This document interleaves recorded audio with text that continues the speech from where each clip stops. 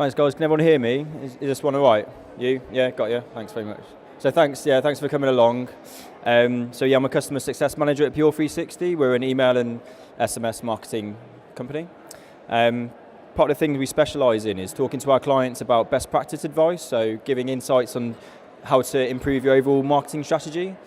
And what we're doing at the moment is releasing a month-by-month best practice simplified series, and it was different focus points. And this month we're looking at how to send targeted emails.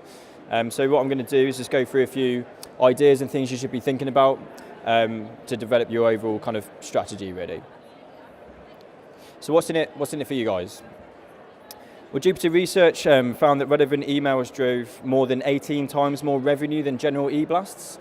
I think with ROI, we tend to think about it more obviously with money made off of products, but I want to try and open it out a bit wider to, if you're not in a product-led industry, you can also really increase customer engagement by doing a lot of these techniques. And basically the end point really is that you want to be sending the right email to the right person at the right time. So how are you going to do that? Well, you're going to need a change of approach. So I talk to a lot of companies, smaller companies who just mainly have a database full of an email address and maybe a first name. So what they're doing there is you're probably sending a blanket email out to everybody like once a month, maybe twice a month. And this is like a one-size-fits-all approach. So she's not particularly happy at the moment. She's getting almost what she needs, but really she wants something a bit more tailored to her needs. So what you're going to want to do is start thinking outside, getting more data, and then you can stand out from the crowd a little bit more like that guy. So how are you going to do this? Well, I'm going to go through 5 main areas that you should be thinking about. So first of all, we're going to look at some key demographic segmentation that you should be doing. You want to start looking at activity on your website. Creating personas, if you haven't already got them in place, they're a really valuable thing for you to have. And then go into details about how to automate to these segments and send real-time emails. So the first thing is segmentation by demographic. As I said before, you might just have like an email address and a first name, for example. But if you don't have demographics in place, I'd really think about collecting more data on this. It lets you get way more targeted and segmented. An obvious one is gender. So if you're a product-led company, you might have products that are more tailored to different genders, but I want to start getting you to think outside the box a little bit more. So I looked at e-consultancy, and they run a test on problems experienced when we're out shopping. Now for women, 29% of them found that a lack of help when they were shopping was a pretty big problem, whereas 29% of men found that they couldn't find a spot closer to the door. So basically what that means is women are looking for a bit more care and attention and joy in shopping, whereas men basically want to get in there and get the job done. So you want to start thinking outside the box a little bit more, how you're creating the content and how you're speaking to your customers based on gender and not just firing out the relevant product to them. Ages, you can think about this with age as well in a similar way. So you might have offerings that cater to a particular age range, but actually we're finding that different age ranges react and behave in different ways. So 32% of 18 to 24-year-olds say they engage with vouchers and offers more. So if you're a company that can actually offer a discount or vouchers, then for sure have a look at your age demographic. We know that this age range prefer vouchers and offers, so go with that with them basically. And for the 55 to 64-year-olds, we're finding 42% of them prefer product recommendations based on purchase or search history. So purchase and search history is going to be something that you obviously really need to start tracking. There are other demographics as well. If you think about location, if you've got stores around the country, you want to offer and try and incentivize people to come into the local store. And the best way to go about collecting that data is with a preference center. This is actually one we built for our customer TechlyTees. They're using it throughout their life cycle process to collect lots of demographic information. So after a welcome email goes out, they'll send another email that says, can you tell me a little bit more about what you're doing? And they're starting to build their demographics. You want to have a link to a preference center in basically all emails that go out. So it gives the customer the option to update their preferences as and when they go along, because they're likely to change as they move along with you guys. I'd also place these on the unsubscribe link as well to try and deter away from any unsubscribes that happen.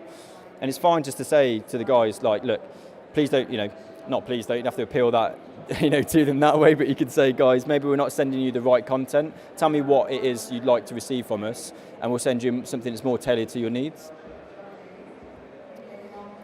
Behavior segmentation is looking at activities on the website. So a couple of things you could look at here are the life cycle stage. So have they just purchased, their first-time buyer? First-time buyers are a really rich source of data for you. You could capitalise on first-time buyers and try and encourage them back, because at the moment, it's the first time they've interacted with you. They've come to you for that one offering. You want to entice them back again. So you could offer them possibly a discount, or maybe like a loyalty, like a point scoring system to encourage them back to the website. If you're going to offer discounts, I would be careful of how often you're sending those out, because people are going to get used to your brand and knowing that they can get a discount from you by doing a certain action. So change it up a little bit as well. High users as well, and re-engagement. These are two main segments I would definitely encourage you to look at. Your high users will let you develop a loyalty program, your kind of VIP people that are interacting with your brand. Whereas the guys that are falling away, you really want to start re-engaging them with an approach like you can see on the screen. This is quite a soft approach, but it's saying we miss you. It's a good way to go and do it if it works for your brand. You don't have to go as soft as that, but I would certainly have it in a subject line and try and encourage the open.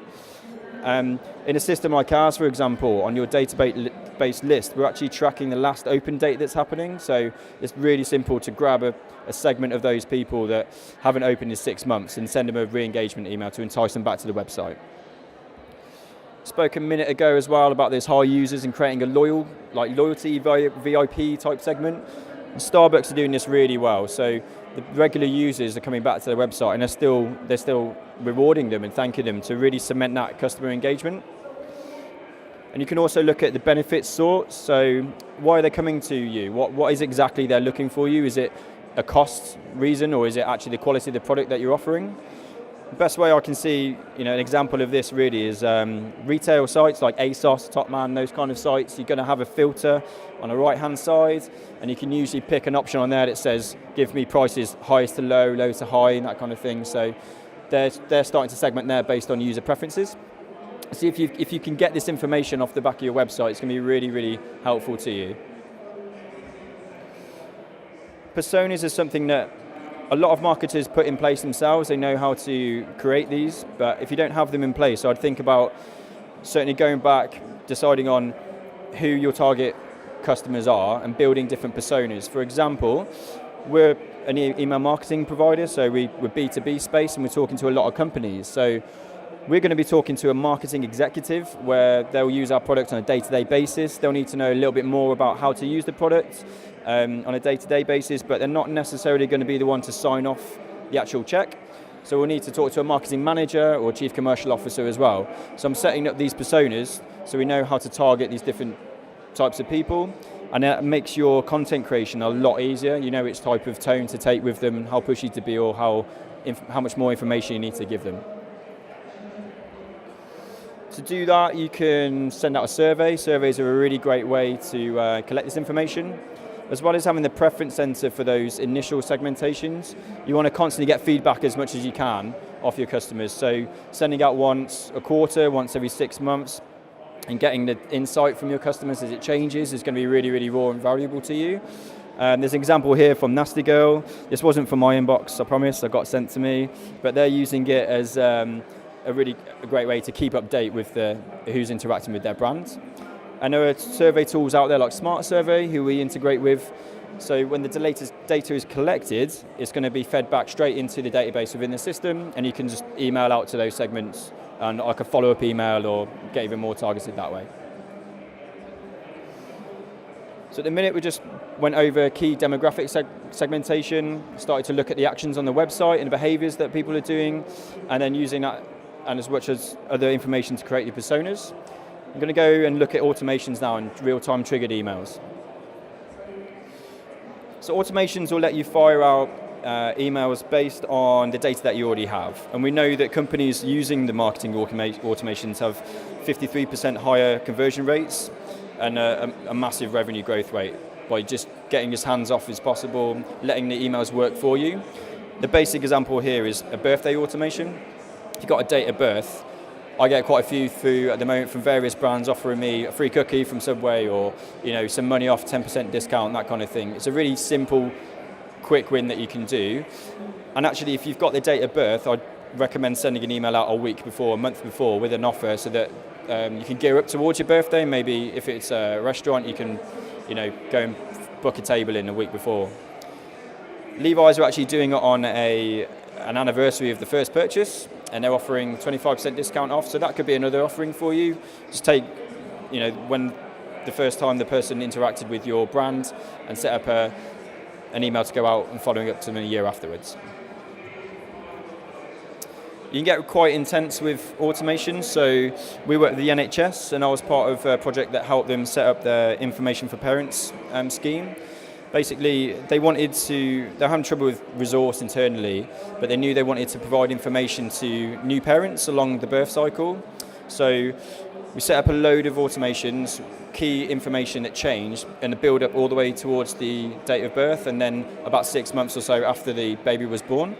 So what they did here was it's a weekly email with a weekly SMS, and the content changed the closer you got to the birth date. So a week before the baby was born, it was ready yourself. Let's make sure you've got everything in place to get to the hospital. And then following the birth of the child, it was information every week on different tips you should do to look after your kid in the best way. So you can, once they've set up these automations, they've just gone hands off completely, and that's running for them now over and over and over again. So real-time emails are slightly different. This is based on the behavior that we were talking about earlier on the website. So we know that triggered emails achieve 70% higher open rates and 152% higher click-through rates than normal regular emails. First example here we have is a welcome email. And welcome emails actually get 4 times the open rate and 5 times the click-through rate than normal conventional emails. So I still speak to customers now who don't have a welcome email in place. If you haven't got it, it's such an easy thing to put in place and a really, really quick win, and it's going to cement the relationship with your customers. I'm sure you all interact with brands. If you sign up to a newsletter, if you've got a welcome email through, it shows that they're caring a little bit. There's that interaction, and you're not just waiting for something to come through. It's a really easy way for you to cross-sell and follow up with any key information of other things that you provide as well. That's an example there from these guys at Forever 21, and they're actually offering an incentive to come back as well. You don't have to do that. Again, I'll be slightly careful with how much offerings you're giving out to your customers, because they might just get used to it, but for sure, just get a welcome email out. This is an example here from Mothercare. So they're showing you can actually achieve an 11% increase in online sales by sending an abandoned cart email out. It's quite a basic one, but they're showing you the product that's been left inside the cart, and they're encouraging the person to come back to the website. We actually have a behavioral targeting app in our platform that will track abandoned cart value, and you can send out an email and it will personalize that email with the products that have been left in the cart and encourage someone to come back to the website to continue that transaction.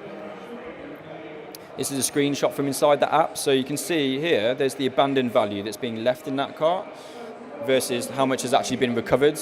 So if this is anything that fits into your business, for sure go and have a look at it. See if you have this information to hand. If you do, start looking at trying to set up an abandoned cart email. You're going to recover a lot of revenue if you start doing this.